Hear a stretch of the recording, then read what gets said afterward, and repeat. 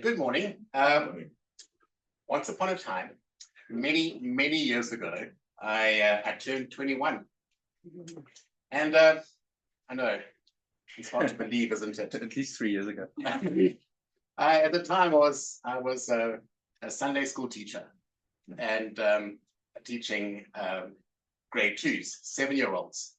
And I remember there was one little girl. Well, the whole class knew that I had a big birthday that week. The one little girl said to me, "But how old are you going to turn?" I said, "I'm going to turn 21. She put her hands on her hips like this, and she says, "Don't lie. Nobody lives to be that old." Yeah. Well, a couple of months ago, I was chatting to a young lady at my church also about getting old. This young lady was 18 years old, and this conversation happened in front of her parents. And so I asked her, "How old is old? How old do you have to be considered old?" And she nervously looked from one parent to the other and gave what she thought was a very safe answer: 40. So needless to say, it created quite a bit of vibrant conversation. But these two stories do present us with quite an interesting question. How old is old? And are you old? And we're going to get to that. I'm going to make you wait. But I have to answer a question first. And this question, Torsten said that I know a thing or two about dementia. So what makes me an expert in dementia? Well, dementia is a big topic. It's huge, in fact. If I'm saying that, or if somebody says that I'm an expert in dementia, it's like saying I'm an expert in South Africa. Well, that's great, but what part? Are you an expert in the geography, the people, the history, the business? Oh, maybe the business. Okay, well, what part? You know, the farming or production or farming. Well, what animal? See the point I'm making? This is such a big subject. Anyone that tells you that they are an expert in dementia, well, you just smile and walk away. You can't be an expert in dementia. Even the people that I would consider experts wouldn't call themselves experts in dementia. You can't be an expert in it all. It's just too big. So my interest in dementia began when I was in Bible college. I was volunteering at an old age home just across the road from the church that I was working for, and there was this old lady there that definitely fits the definition of being old. And she would take her crumpets and her scones and her sandwiches and put it under her shirt and squeeze it through the fibers of her shirt, and her hands would be covered with gunk. And every time I went to see her, she'd reach out and grab my hands. And of course, I'd run to the nearest basin to try and clean my hands. But one day I did it. One day I sat and I just held her hands, and I realized that that's how God is with us. He takes our dirty, grubby hands and his holy, perfect hands, and he doesn't let go.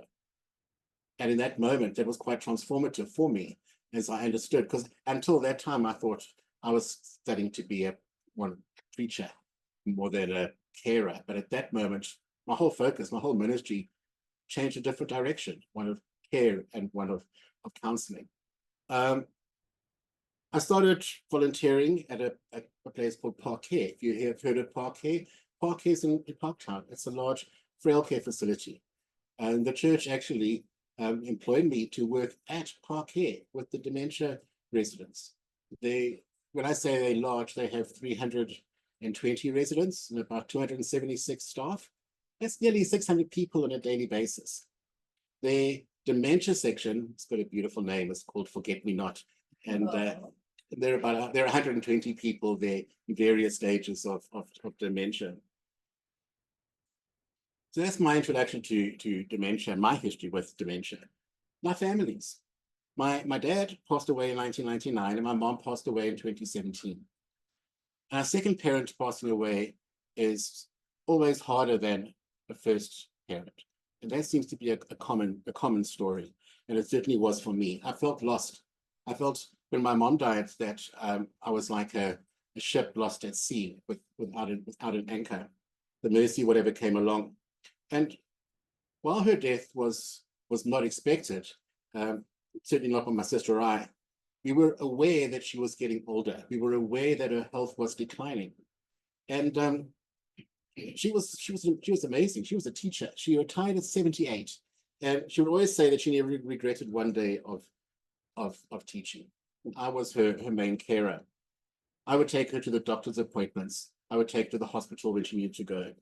I'll never forget that awful feeling when she was not well, or when she needed to go to the doctor, or when more bad news came. I really didn't want to talk to her about her funeral because the thought of her dying was just too hard for me to engage with. I'm sure you must know that feeling of anxiety and stress and fear all wrapped up in one. It's awful. I was fortunate, though, that she had a sharp mind right to the end, and she never battled with dementia. I never had to go through that wrenching walk with her that other people do with a parent with dementia. My wife, Rowena, her mom had dementia and passed away as a result of her dementia. It's really hard. There is nothing about dementia that is fair, that it's nice. It affects the whole family. It affects the whole family in terms of finance, in terms of time, in terms of energy, in terms of family conflict. It's not just about this individual who has dementia. Now, parents play a very important role in our lives. That sounds obvious, but if you think about it, your mom and your dad have been with you since the moment that you were born. Now, obviously, there are exceptions. If you were adopted, if you have a stepfather or stepmother, but I think for most of us, certainly most of us here today, our parents have been with us since we were born. They've been with you through every step of your development. An assumption of mine is that most of us here today are between the ages of 35 and 55. Okay, yes. And when you're in that age group, your life is pretty sorted out. You've probably got a family, your career is on track, you don't need mom and dad anymore, but yet the thought of a world without mom and dad is quite scary. It seems like parents for us are a primary source of security. The thought of a world without them, how can your brain process that? Makes you feel incredibly insecure. And if that's how you feel, that's normal. That's I think what everyone goes through. The parents are the ones that will always be honest with you, will always give you their opinion. You can always ask them for their advice. Your mom will always tell you to put a jersey on if it's cold outside, even if you're 50. You can always go to mom and dad and ask them, who's this in the photograph? What happened? And where did Aunt Gertrude come from? And if you have complicated parents, and some of us do have complicated parents, not everyone has had good parents, and certainly none of us have had perfect parents. But some of us have had parents that were more complicated than others. There is still this pressure that we have to take care of them when they get old, when they're in their retirement, or at the very least, to consider how to take care of them. And we'll look at how and why you should, and to what, and this is an important question, to what extent your responsibilities exist, and is there a limit to those responsibilities? So I haven't forgotten my first question, which is about what is old age, and I'm still going to make you wait a bit before answering that one, because it's actually really fascinating and a bit surprising. But before I get there, I want to talk about the subject of dementia and what is it. So, can you read that?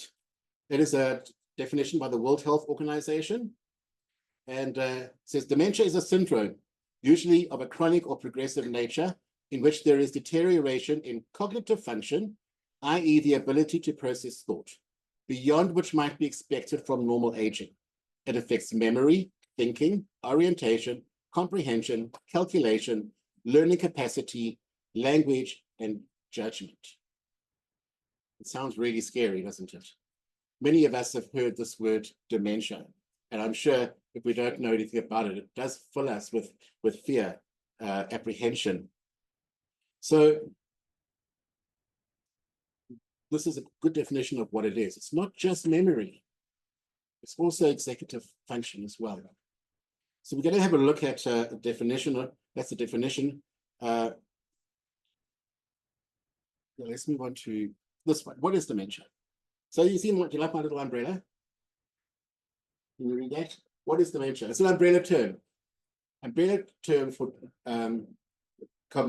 various points of cognitive impairment. So you get different types of dementia. You get Alzheimer's, vascular dementia. You'll see, I don't know if you can read that. Lewy body dementia, frontotemporal dementia, which is also sometimes called frontal lobe dementia, also known as Pick's disease. If you've ever heard of Pick's disease, that's frontotemporal dementia. Alcoholic dementia, which is self-inflicted and quite awful. And then you get dementia as a result from other conditions like Huntington's disease, often results in dementia, dementia from diabetes, dementia from Parkinson's. Dementia doesn't always result from diabetes and Parkinson's, but it can. Hydrocephalus and neurosyphilis. Neurosyphilis is interesting because neurosyphilis, Parkinson's, and hydrocephalus are often misdiagnosed for each other. Apparently, they're quite similar, but I'm not a doctor. The two most common types of dementia that we'll see in South Africa and certainly in the West are Alzheimer's and vascular dementia. Depending on who you speak to, certain people will talk about there being 7 stages of dementia, and others will talk about there being 3 stages of dementia. And unless you're really working in that space, it's not, the 7 stages of dementia isn't really helpful. The 3 stages is very helpful, early, mid, and advanced. And it's also very much easier to understand that. Some of the understanding of dementia, or to talk about dementia, is actually quite hard. See, dementia is terminal. There is no cure for it. Someone with dementia will not recover and will die either from the dementia or from another illness where they have been weakened by the dementia. There's also a continual decline. It continually gets worse. Right. So that's the hard truth of it. We can all go home now, right? Well, there are some hard realities to dementia, but it's not the end of the story. You have to talk about some of the hard stuff before we get to the lighter stuff. Dementia doesn't have a pattern. You can't say, well, it looks like this type of cancer. This is how it starts. This is how it progresses. And this is the prognosis and this is how it ends. There's no model really to that extent. Dementia is different for each individual. You can have the same person, same gender, same age, same cultural background, same dementia, and they will go through that in a different way. They will go through the different stages in a different way and experience the different complexities of dementia in a different way. There's no such thing as one model fits all. Here's an interesting question for you. Do you know how old the youngest person is to ever have been diagnosed with Alzheimer's? Any idea? I beg your pardon? In their 50s? 30s. Okay. Any other one? Any other suggestions? 20s. 6. In February of 2023, there was a 19-year-old Chinese man that was diagnosed with Alzheimer's. We have this idea that dementia is just for old people. It's not. It can affect people of any age. But a normal way of dementia working, a big generalization, is that it starts in the person's mid-30s and it often is diagnosed in the mid-60s. So it takes a while for it to be diagnosed. And sometimes if you speak to the family of someone with dementia, they will say, oh, but you can see like 10 years ago or 15 years ago, something was happening. And I'm sure many of you might have a family member with dementia or might know somebody with dementia. Is there anyone that's of here who has a person with dementia in their family? Okay. Okay. So I'm sure you can relate to some of the things that I'm talking about. One interesting question that I'm often asked is dementia becoming more prevalent? Or are we just noticing it more? I think that the answer is both. The more we learn about dementia, the more we have become aware of it. They used to say that a person was senile or had advanced senility or early senility. Today we recognize it as dementia. And we're also living longer. And medical knowledge is advancing. So we're being diagnosed more. I mentioned that dementia is a continual decline. So the memory and the cognitive impairment doesn't just happen all at once. It's a progressive decline. So the person might recognize you for one Christmas and maybe not recognize you for the next Christmas. Every Christmas for the last couple of years in our church, we've had what we call a blue Christmas. And the blue Christmas service is quite amazing. It's for people who feel like they have to wear a smile like a mask over Christmas, either because they're depressed or they're grieving. And one of the sections that we focus on in that space is for people with dementia, where the family member was with you last year, could recognize you last year, but this year they're still alive, but they can't recognize you. There's a separation that has happened there. If you understand that a normal, healthy person engages with the world in terms of three avenues: your cognition, your emotion, and your history and your experience. If you imagine these three avenues as silos, if they all fill to the same level, then you engage with the world in quite a healthy way. But if some of these silos are out of whack, you're not going to engage with the world in a healthy way. And a good example of that is grief. When you're grieving, your cognition is there, but where's your emotion? It goes up. So you start engaging with the world at an emotional level, not a cognitive level. And that's why we say to people, you don't make any big life changes when you're going through a grief, because the decisions that you're going to be making are going to be based on how you feel far more than how you think. And so often we'll say to people, don't make any big life-changing decisions for 2 years to allow the emotions and the cognition to come back into alignment. So that's true for all of us. But can you imagine someone who's grieving, who's got dementia? What happens to them? The cognition goes down. When your cognition is declining, your emotion is increasing. So they engage with the world only at an emotional level and not at a cognitive level. And engaging with the world only at an emotional level means that they change, they're different. The person that you knew 5 years ago or 10 years ago isn't the same person that you're engaging with right now. They look the same, they sound the same, but they can't reason the same.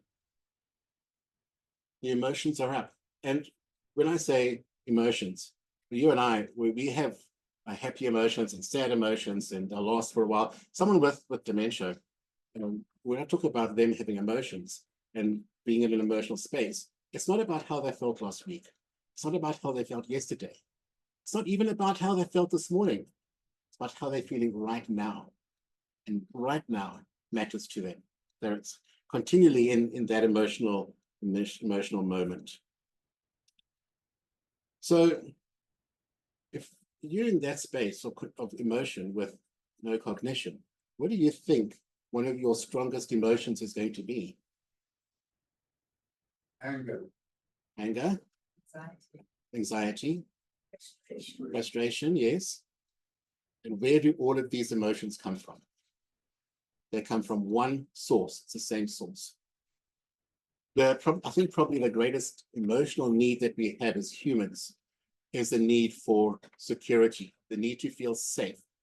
And when we feel insecure, our insecurity initiates these other emotions. We feel insecure, we respond to that in anger or anxiety. If you and I are having a conversation and I say something to you that pushes that little insecurity button inside of you, and believe me, we all have insecurities. A lot of them are subconscious. But if that little insecurity button gets pushed, chances are you're going to respond to me in anger. So if you can imagine for a minute what it must feel like for someone with dementia. Your cognition is declining. You know something is wrong, but you don't know what. You don't have the understanding, the insight, or even the words to explain it. Often when I'm engaging with people with dementia, they start tapping their heads. Something's going on up here. Something's wrong up here. You'll hear from them. Sometimes I might say, but what's going on? They know something's going on, but they don't know what it is. They don't have the words for it. If you are in that space, you are going to feel very insecure, very unsafe. And this is also, you'll see this in parents as they get older and they don't have dementia. As you age, you do start feeling more insecure. How do you see that in your parents, specifically with dementia, but also with parents that don't have dementia? How do you see that? And one of the areas, probably the most important, significant area you see that in is in manipulation, because they become very manipulative. They become manipulative not because they are bad people, and not because they're manipulative people. No, they're just trying to make themselves feel more secure. Not be more secure, but feel more secure. And one space that you'll see that in is if you do have a parent that you're trying to move into a care facility, they're going to resist that. They're going to resist that because their home is where they feel safe. They know where everything is. That's where they feel safe. They might not be safe. They might be in danger of falling. They might need greater care in looking after themselves, but they feel safe. So they'll manipulate you to try and keep you, try to get you to keep them in that home. It's a regular thing that I see with families who have parents with dementia. They make you feel as though you're abandoning them, that you're locking them away, that you're discarding them. It's because they want to feel safe. They're insecure. So now that we know a bit about what it is and what causes it, there's quite an interesting point though. What does actually cause it? Because we don't really know what causes so many types of dementia. If you were to think, what causes dementia? And remember, we had all those different types of dementia. They're all different. What causes them? So I'll just look at two, being Alzheimer's and vascular dementia. Alzheimer's is predominantly genetic. If you don't have the gene, you'll never get it. If you do, something needs to activate it. Now, I'm diabetic. I know how diabetes works. If you don't have the diabetic gene, you'll never get it. If you do have it, something needs to activate it. What activates the diabetic gene? We know what activates it. It can be a virus, it can be stress, it can be like a car accident or some kind of trauma. If you're a woman, it could be pregnancy. These things activate that diabetic gene. The difference is for Alzheimer's, we just don't know. There's one or two exceptions, but don't read or don't pay attention to what you read on Facebook or on the internet. Most of what they say causes Alzheimer's is absolute nonsense. The only thing that's really been proven to activate that gene is a class of medicine called anticholinergics. I'm not going to go through any brand names, but that's been proven to actually activate that gene. Vascular dementia is when parts of your brain actually die out. Now, your brain is fed by blood, and the blood takes oxygen and glucose to the various parts of your brain. And when those capillaries in your brain start narrowing and closing, and the blood can't reach those parts of the brain, then those parts of the brain die out. And that's what causes vascular dementia. But what can cause those parts of the brain or those capillaries to narrow? They get narrowed and blocked by things called tau proteins and by what's the other one? Tau proteins and plaque, and tau proteins. Yeah. So those they actually the fluid in your brain actually can work like a dishwasher and clean out those tau proteins and plaque from your capillaries, but that only happens during time of sleep. So that's why you need good sleep also to do that. I beg your pardon? But when you say plaque, do you mean cholesterol? Not sure. No. The other things that can cause a vascular dementia, we'll see it caused by strokes, especially if the person has a series of mini strokes, which they call TIAs, that will often result in vascular dementia. Then there's this Lewy body dementia. You'll see is what that is my third one over there. Lewy body dementia often affects younger people. And if somebody is being diagnosed with dementia in their 40s, often it will be Lewy body dementia. Robin Williams, for example, was diagnosed with Lewy body dementia. Bruce Willis also has dementia, but he's got frontotemporal dementia. Oh. You can also get mixed dementia. A person can have two different types of dementia. But as I said, don't believe anything you read on social media. It's a lot of nonsense. Both what causes dementia and what cures it. Creates false hope.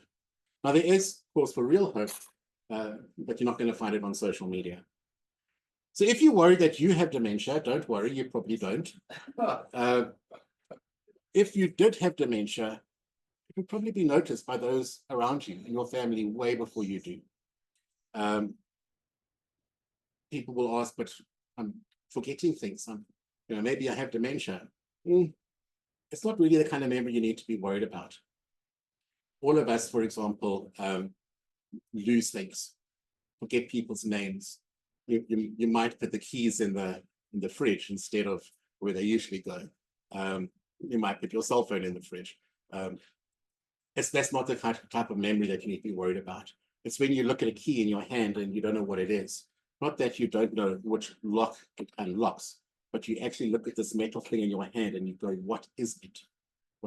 I don't know what it is. If you have a cell phone, and it's not like you forget the number on your of somebody in your cell phone. It's like you look at this plastic metal thing in your hand and you don't know what it is. So that's something to be concerned about. But family can be complicated. So now let's have a look at that wonderful phrase, old age. How old is old? Well, the first thing that we need to see is that it's not a simple question, because old is not one category of age. Categories help us understand, but they don't necessarily have to box us in. So youth is until what age? Where does youth end? Youth ends at 35. From 35 to 65 is middle age.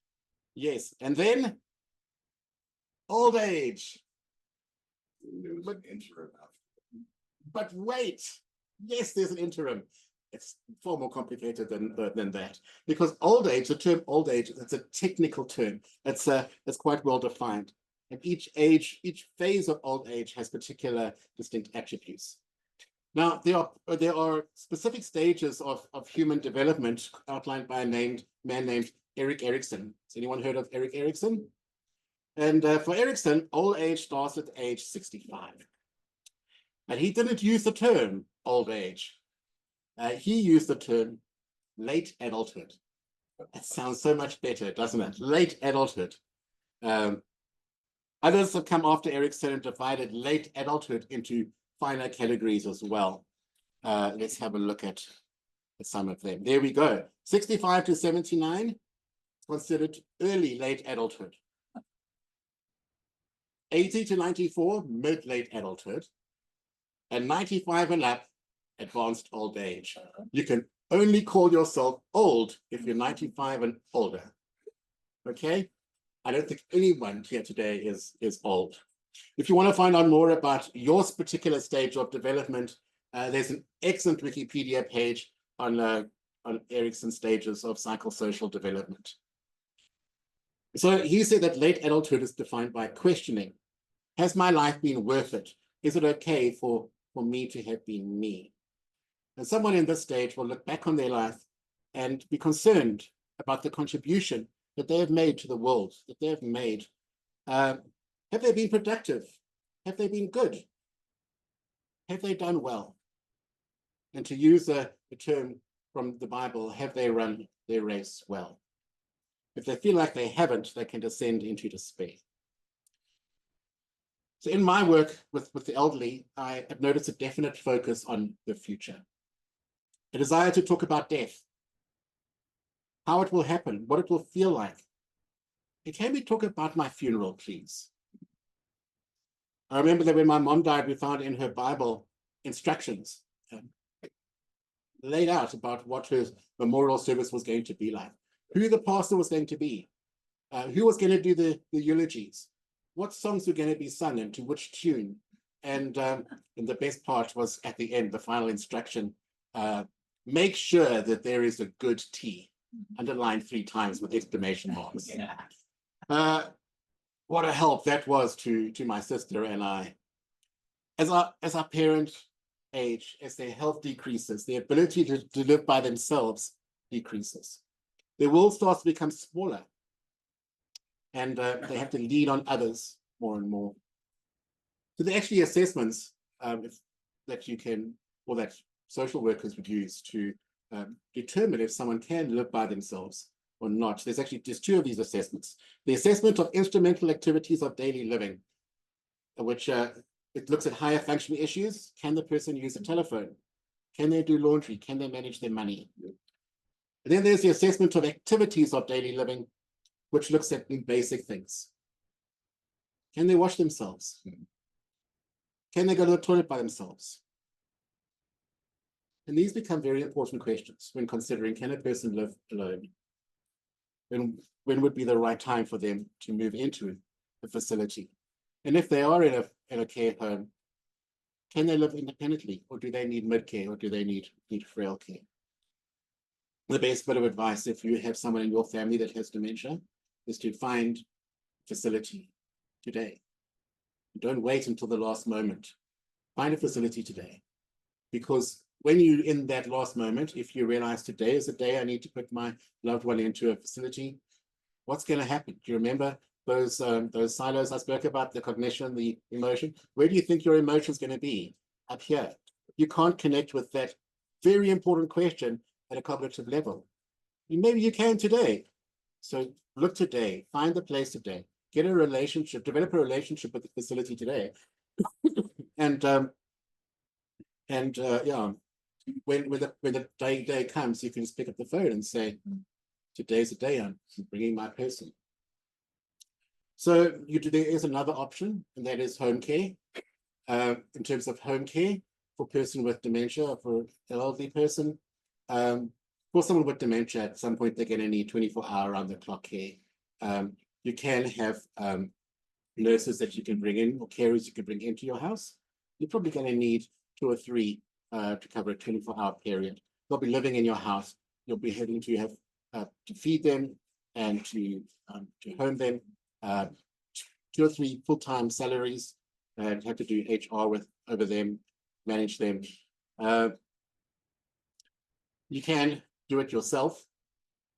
I know 1 or 2 people that do, but I can tell you that that's incredibly hard. That's going to take up your entire life. You're going to have to give up everything in order to do that. Most of us can't do that. I would say, this is my opinion, my best advice.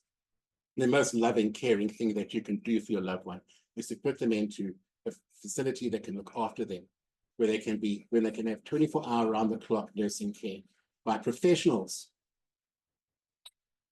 That's my best advice. For the people that I work with, especially in my support group, we'll talk about putting their spouse into a facility changes their relationship with their spouse. One lady was saying that I had to become my husband's carer. If you have a spouse with dementia, especially in older couples, the role of a husband and wife is quite well defined for them. Each one has different roles. If one of them has dementia, then the other one has to take over both roles. This can be very hard, especially at an older age. This lady in my support group would say, well, now that I put my husband into a facility, I can become his wife again. My relationship with him changes. I'm no longer his carer, now his wife again. So, okay, your parents are increasing in age, decreasing in mobility and health. Are there any other areas that are changing? And there is one very important thing that is changing in your family. And that's when it comes to the change of roles. When you're a child and you're running through a park, your mom and dad are there and they say, careful of that hole over there. Look out for that branch from that tree. There's a beehive over there. Don't go there. Why? Because your parents can see things that you can't. As they get older, those roles shift. You can start to see things that they can't. You become the parent. And that's very, very hard. It's very hard for you as a child, and it's very hard for your parents.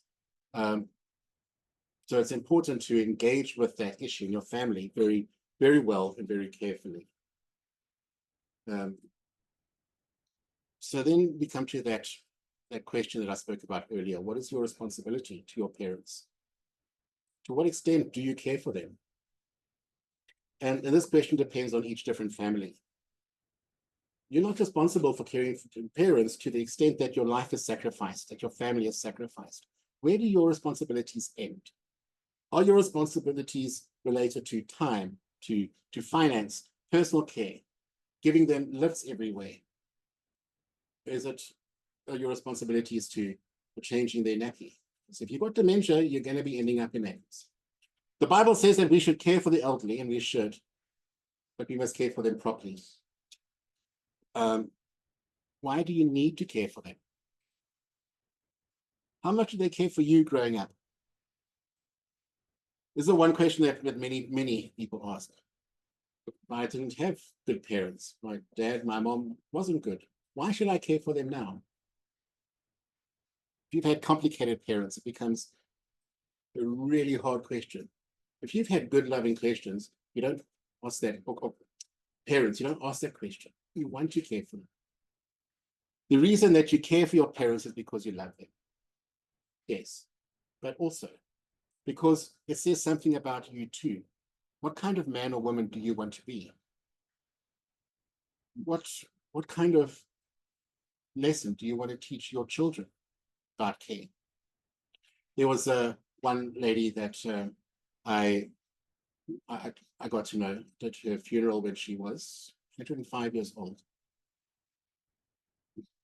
The money had run out, medical aid, pension had run out. Only a few people came to the service. 2 weeks after she passed away, her children and grandchildren turned up at the frail care home to ask for the paper signed so they could get the insurance. She didn't even know that she had children or grandchildren. There was another lady. She got dropped off by her family at spoke about Parkway earlier, at Parkway, and her children, her family, didn't come to see her for 5 years. For 5 years, they lived in Parkhurst. Whoa. How far is Parktown from Parkhurst? Whoa. One of my clients didn't have a great parents growing up, but he says that he cares for them now because that's the kind of man that he is.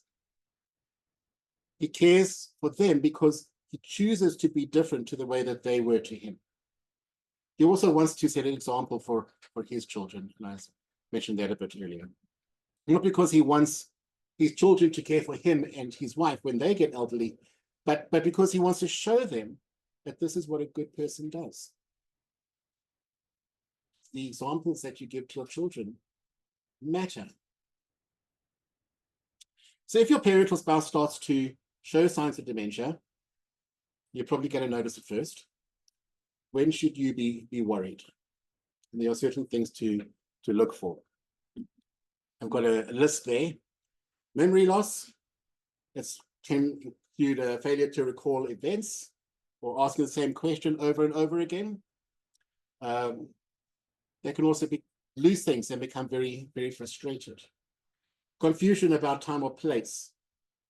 They might forget where they are or what year it is. Difficulty interpreting visual information. They might not recognize familiar things, familiar faces. They might have difficulty judging distances. Trouble with written and verbal communication. They may have a hard time coming up with the right word or communicating their thoughts. Lack of interest. They may lose interest in things that they used to enjoy. Trouble with familiar tasks. They might have trouble completing things that used to be easy for them, like following a recipe, balancing a checkbook, forgetting how to turn off a computer. They might get lost when driving to familiar places. Trouble in planning or thinking ahead. They'll have trouble paying bills. Won't be able to plan activities. Mood or personality changes. They may become very quickly irritable, have mood swings that seem out of context or out of character, and poor judgment. They might have been very savvy, and now they become very easily persuaded by salespeople, or even less cautious when driving. And if you recognize some of these, then you should speak to your family.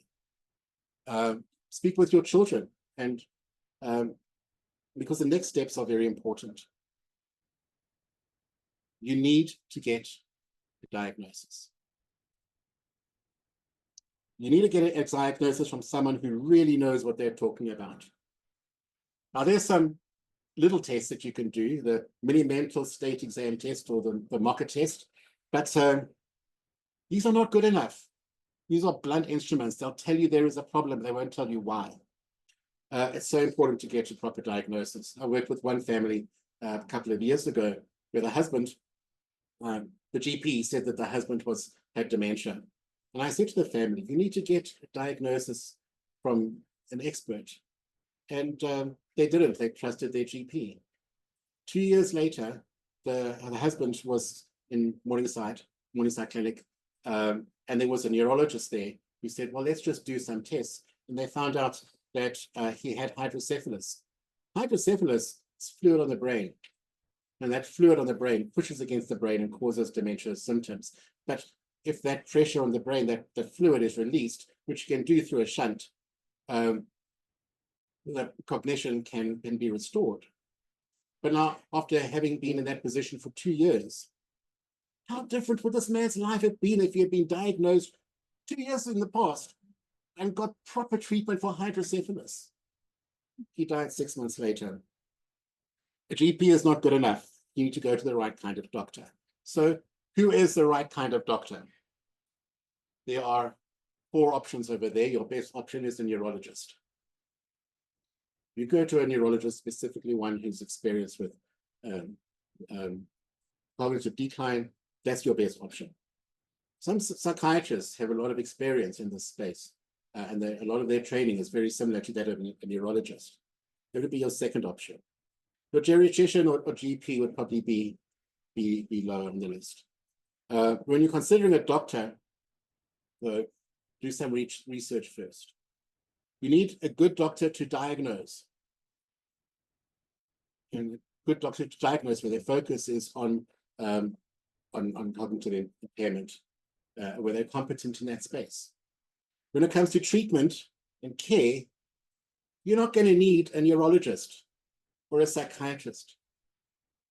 For treatment and care, you'll need a geriatrician, or you'll need a GP with experience in the elderly. So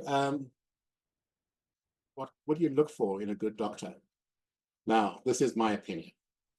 I have some opinions, you might have noticed. But I think that there are 3 points that make a good doctor, and these are 3 that you should look for. They should be competent. That includes their training. That includes their experience. They should be caring. It's no good having a doctor that works with your loved one that's completely uncaring. And the third one is one that we often overlook. They need to be communicative. It's no good having a doctor that just never communicates. That's impossible to get hold of. That doesn't engage with you. So my opinion, competency, care, and communication are 3 points that you should look for in a good doctor. So now you have a diagnosis. What now? Now we go back to some of that dark stuff. The fact that dementia is terminal, that it's a continual decline until death. But I also said, remember at the beginning, that that's not the end of the story. So what now? We live in 2025. If I take my cell phone out, we can hold the entirety of human knowledge in my hand. All I need is an internet connection, right? The medical world is making huge advances, especially with the help of AI. New discoveries are being made every day. A recent study showed that men using Viagra was 70% less likely to get Alzheimer's. Many men were very excited, and many women started looking at Viagra in a completely different way. And then, very quickly after that, there was another study came out completely debunking it. Damn. But let me tell you about cystic fibrosis. Cystic fibrosis used to be something completely awful. You'd get diagnosed in your early years, and if you had cystic fibrosis, you'd probably be dead by age 30. So you went and lived a glorious life until you couldn't anymore, and then waited for death, never having to plan for old age. Well, a couple of years ago, from 1 month to the next, everything changed. There was a drug that was released that completely allowed most people with cystic fibrosis, with a few exceptions, to live a normal life right through to old age. That happened from one moment to the next. It was from 1 month to the next that this happened. It created a whole lot of other complexities, because if you're that person with cystic fibrosis and you've never thought about a career and you've never thought about retirement, all of a sudden you're going to live to old age. You have some traumas going on.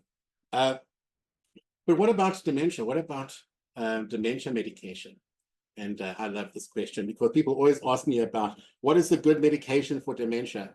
So let's talk about medication for dementia. And I have a really important slide to show you, okay? And so have a look at what it says. Yeah, right. Do you get it? I'm not a doctor. I can't speak about medication. I can't say which medication is better than another. I can't tell you which treatment is better than another. Speak to your doctor. Speak to one of those doctors that I referred to. There are some general things that I can say about medication, and I don't need to be a doctor to tell you these things. I said earlier how people with dementia go through dementia at different stages and in different ways. People also relate to medication in different ways. Just because one type of medication worked for your friend's mom doesn't mean it's going to work for your dad. Don't read about medication on the internet. Don't read Facebook. Don't listen to any medication that I might refer you to. Don't do that. Go speak to someone who's qualified, someone who knows what they're talking about, okay? Speak to your doctor, not to your friends. So now we come to the big question again, which is as we reach, as we look at death, well, there's a big time. There's a lot of time between now and then, right? What do we do between now and then? And the answer to that is simple. You live. You live because you have time. You have time to love and time to be loved. You have time to make memories. You have time to make the most of the time that you have left. And that also means looking after yourself. If you have a loved one who has dementia, find a dementia support group.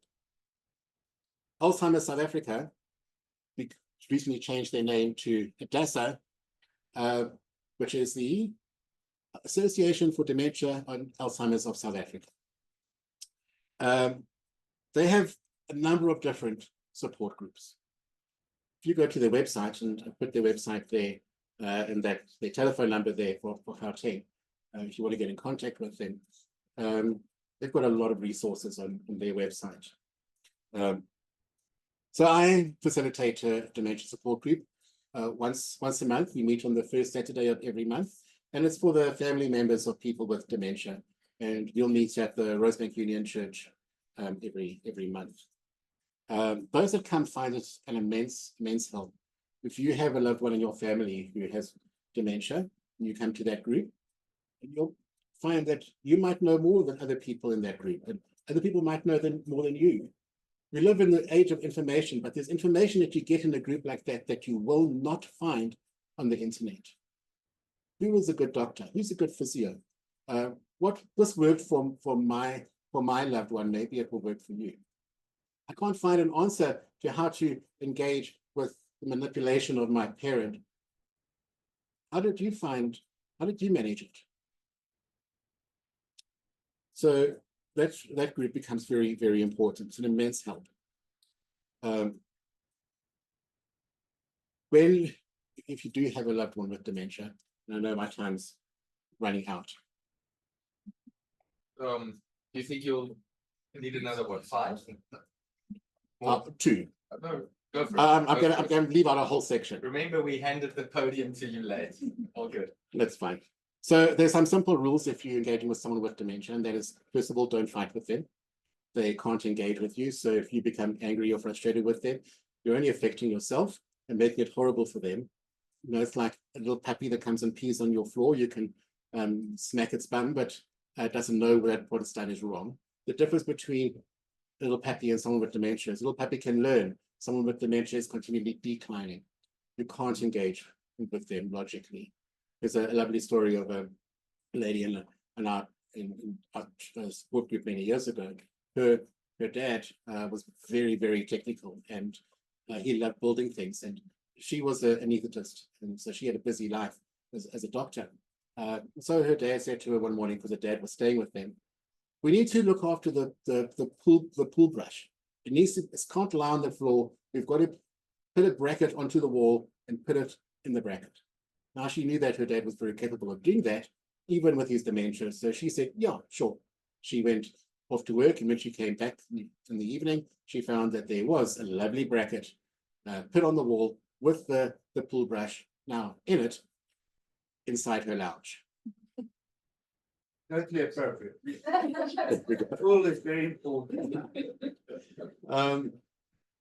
There's that lovely example of a husband and wife that where the husband had dementia and kept insisting that the roof was pink, and she said, no, the roof is white. And they had this continual fight going on about the color of the roof until after 6 weeks, she just gave up and said, okay, fine, the roof is pink, and that was the end of it. You can't engage logically. You just can't. So don't try. You're just going to frustrate yourself. Don't shout at them. It doesn't help. It just makes them feel awful. If they're driving, that needs to stop. And there's some legal consequences if it doesn't. If they are manipulative, and this is true for someone with dementia who is manipulative, or someone who is who does not have dementia. The best tool in that space is distraction. Distract them.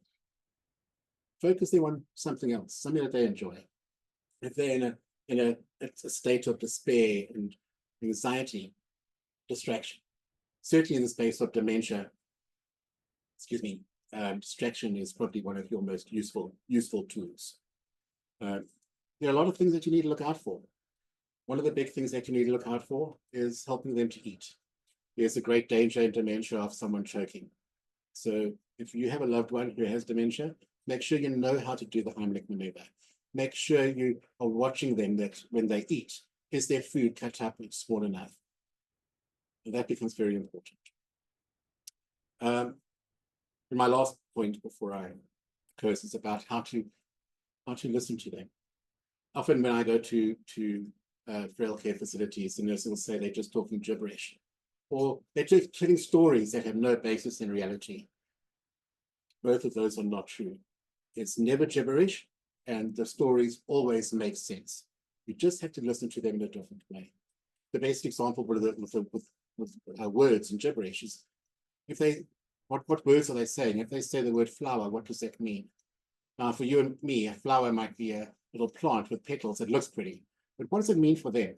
Maybe the word flower is a desire to go outside, to see some nature. Maybe it's a reminder of a love that they had when they were younger. Maybe it's a reminder of a parent when they were growing up. What is the next word after flower? What is the meaning of that word? You need to listen to the words in a different way, not to the literal meanings of the words, but the emotional meaning of the word. What is the emotion underneath the word? What is the emotional meaning of the word flower? What is the emotional meaning of the next word? And once you start putting these emotional meanings together, you start to be able to understand what they're trying to communicate. Stories. Often you'll hear stories that are completely crazy. There was one lady who would say to me that, oh, her dog is downstairs. It's winter and the dog's cold and the dog's crying, and the dog needs to be held, but the nurses won't let you go downstairs to go and care for her dog. Now, the dog died 20 years ago. What was she talking about? The story doesn't make sense. It does, though, if you start looking at the emotional meaning of the story. The emotional meaning of the story, she's the dog. She's the one that feels cold. She's the one that needs to be held. You know that somebody who's in a frail care facility who has dementia, do you know that they go on average 6 weeks without experiencing human touch? Human touch, that's different to medical touch. Medical touch, when the nurses feed, change nappies, dress, wash. That's not what I'm talking about. I'm talking about human touch. 6 weeks on average. If you have a loved one that's in a frail care facility with dementia, make sure you touch them, hold them. If it's your mom, paint her nails, do makeup, brush hair, whatever excuse you need to find, do it. Touch becomes very important. There was a man who was quite a strong man. He would run around the dementia floor and say, "They're coming to arrest me. They're coming to arrest me. The police are coming to arrest me." But there was nothing in his life that would suggest that he had any connection or any reason to fear the police. What was he talking about? Well, this man with dementia, as I said earlier, if you have dementia, you're going to end up in nappies. He had nappy on, and the nurses had to change his nappy. But he was very strong, and he didn't like when they changed his nappies. He would push them off. They would have to restrain him in order to change his nappy. That's what he was saying about. Not the police are coming to arrest me. No, the nurses are going to come and restrain me to change my nappy, and I don't like it. The stories always make sense. You've just got to listen to them in a different way. Okay. There's a whole other section I've got here that I'm not going to do today. Keep it for another time. It's about death and dying, and it's really important, and it's going to take a significant amount of time. So maybe also we can do it another time. How to prepare for death, and how to prepare for a loved one's death, and maybe your own. And I'm going to look at things in there about quality of life and quality of death, and how to help someone that you love die in a good way. So we're going to look at that. In the meantime, there are things to be afraid of with dementia, but really we don't have to fear it. There is beauty and care in the space of dementia. The people that I work with are very special. We don't need to pretend it doesn't exist and hide away from it, especially when it comes to those that we love and those who are friends of ours. It's worth the effort to learn about it. The more we know, the better prepared that we can be. Okay, especially if we ever confronted by it. Some good advice. There was a dementia conference recently. There was a lady that was speaking who was a occupational therapist, and she says if you're aged 50 or older, you need to start working into your fitness routine. Twice a week, you need to practice sitting on the ground and standing up unaided. Because when we were in our 20s, we used to sitting on the ground and standing up, and the older we get, we sit on the ground less and less, we sit on chairs. And if you were to sit on the ground now, how hard would it be for you to stand up? For a lot of people, it's really hard. And as you get older, if you don't practice it, it becomes harder and harder. As you get older, it's a greater chance of falling. And if you fall, you need to know how to stand up, be able to stand up. If you have dementia, you're not even going to think about getting up. But if you practice now sitting on the ground and standing up and know that your body can do that, even if you do get dementia, that muscle memory will be there and you'll be able to stand up if you fall. So that's something that practical that you can do, and it's quite important. Psalm 139 is a beautiful psalm. I'm going to read verse 12 to 16. It says, "For you created my inmost being. You knit me together in my mother's womb. I praise you because I am fearfully and wonderfully made. Your works are wonderful. I know that full well.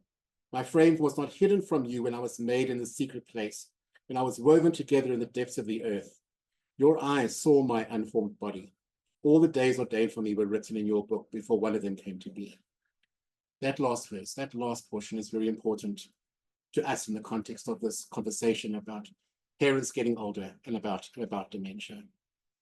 God knows. God knows when your last day is going to be, when the last day of your parents is going to be. God knows. It's not going to be a surprise to him. He's not a malevolent monster that wants to cause hurt and pain. He loves you, and he loves your loved ones too. And I think the most powerful description that we have of God in the Bible is as our Father. He is your Father, your perfect Father. So lean on him in the space of caring for parents and the space of dementia. Thank you. You spoke about people who suffer dementia might tell stories or creating stories. How much a listener would you engage? Do you so you're saying listen, but is it also then about sort of engaging with the story? Say if it's about the dog downstairs or being chased, do you sort of play along, or how? I guess my question is about conversation. Okay, so can one expect a conversation? No, Yeah. can't. But it's important to listen. And something that's very important in that space is patience. To be able to just sit and listen and hear what is being said. Patience and time. And one thing that helps in counseling, one of the things you learn about in counseling is something called transference. Transference and counter-transference, where if I'm the counselor and you're the client and you're going through grief, then at some point I start to feel your grief, and that's transference of emotion. If that causes me to remember my mom's death, I start having feelings of grief. And if you start feeling my grief, that's counter-transference. And then it's important to know that in counseling. But why I mentioned that is also important in terms of care, especially with someone with dementia. There's a lady that I would see who, whenever I walked into her room, I would be very concerned, and her name was Wetton. So I'd say, "Hi, Wetton, how are you today? Are you okay?" And my tone and my expression and my body language all reflected pity.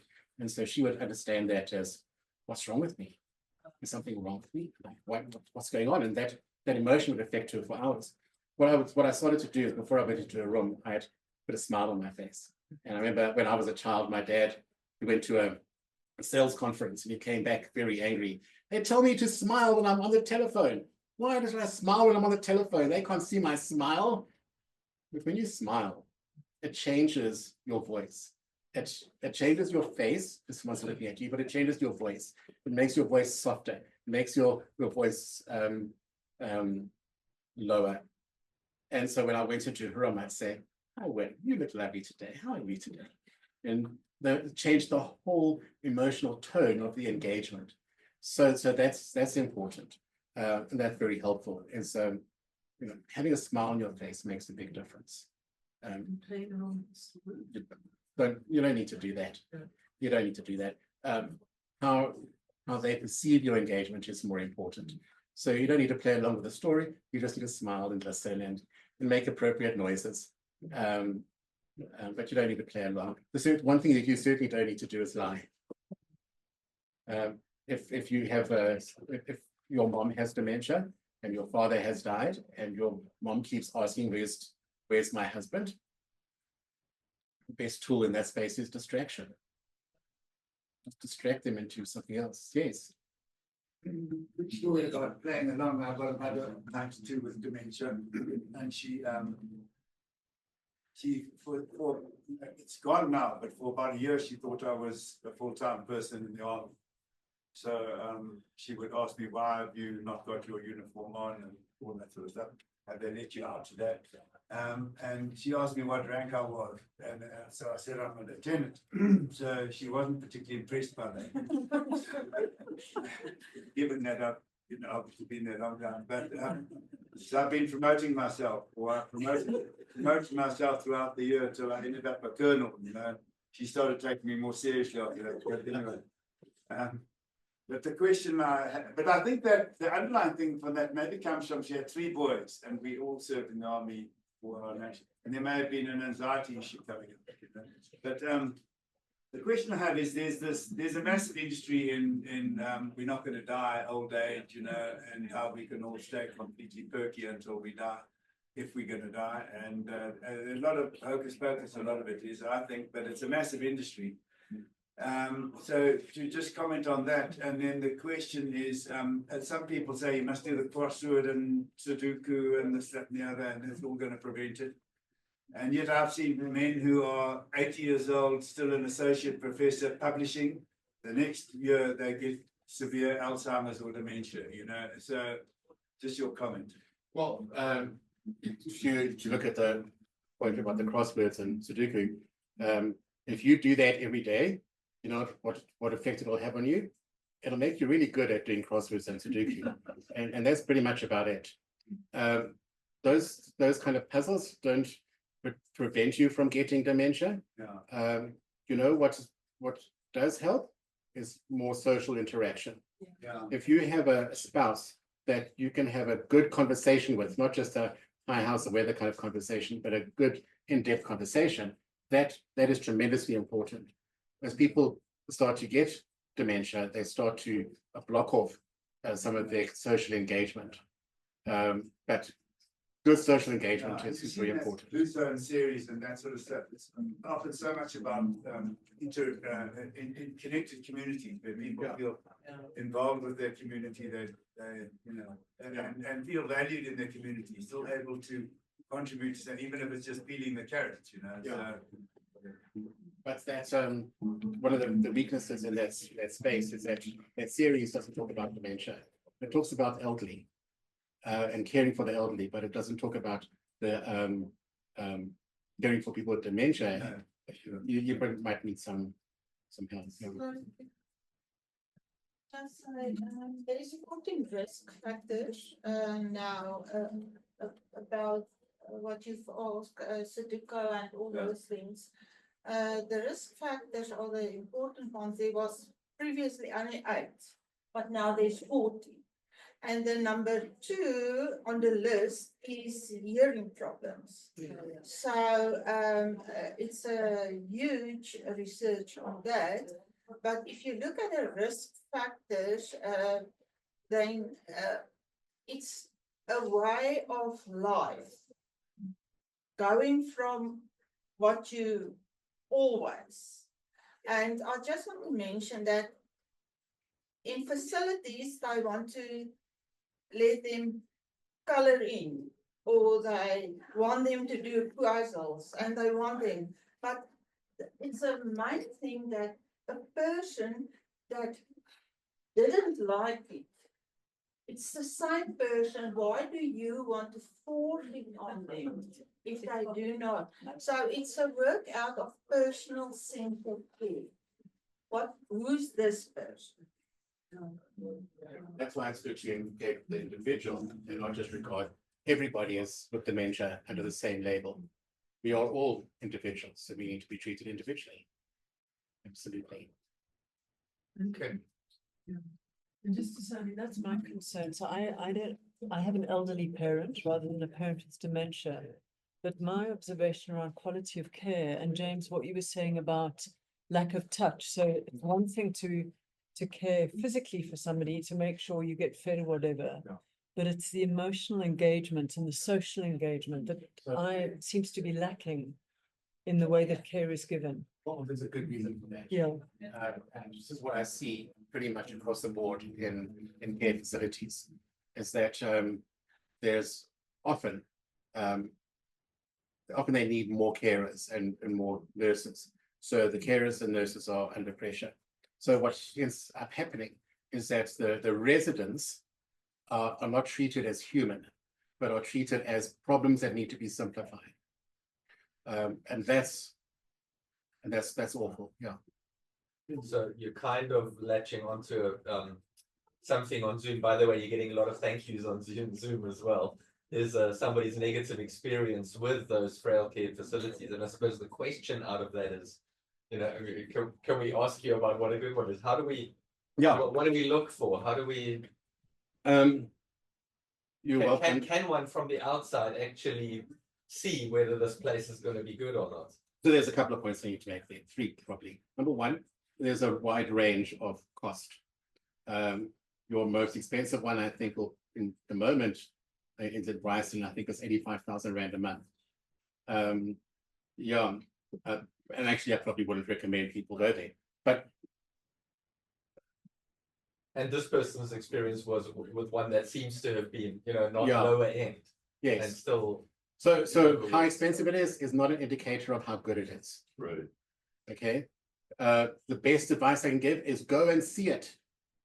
Go and visit. Don't trust pretty photographs. Don't trust marketing. Go and have a look for yourself. Yes. I'd like to add something to that.